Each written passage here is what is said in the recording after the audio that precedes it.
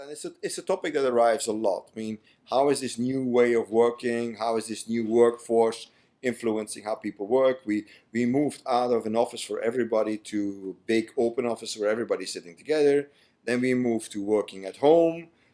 Now we have this reaction move where managers who like to exert a little bit more control are moving people back into the office because we want to know what they're doing, when they're doing, and we have KPIs.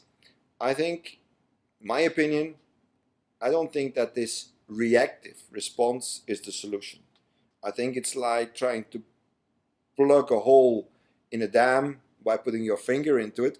I don't think that's going to work. I don't think that controlling something is going to work. It might work temporarily, but think of it this way. We are looking towards a young generation that is moving its way into the labor market, that is used to doing things completely their way. They're communicating in 5, 7 different ways simultaneously. And we're trying to tell them where to work, when to work, what to do, how to do it, and then report to the manager who likes to have control of what they're doing. I don't think that's going to work.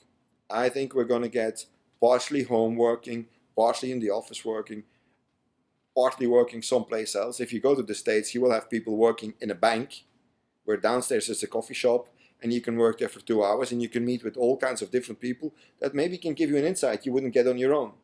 And then you move away and you move into the office because you have a 2-hour meeting and you work there, and you work another 2 hours with your colleagues, and you move home, and then you work further there.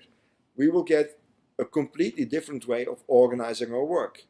Is it going to be strange? Yes, legislation is not made for that. We go to work at 8 o'clock, we go at home at 5 o'clock.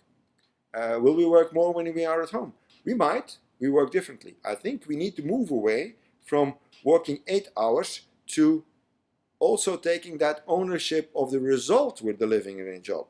You have a responsibility, you have a skill, you have a task. You take that commitment, you take that ownership, and you fulfill that.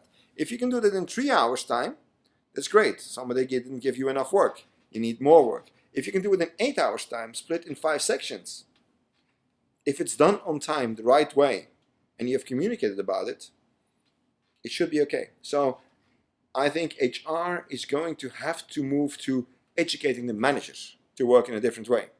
And that the role of HR is not only to educate the employee, but also to educate the manager that let go.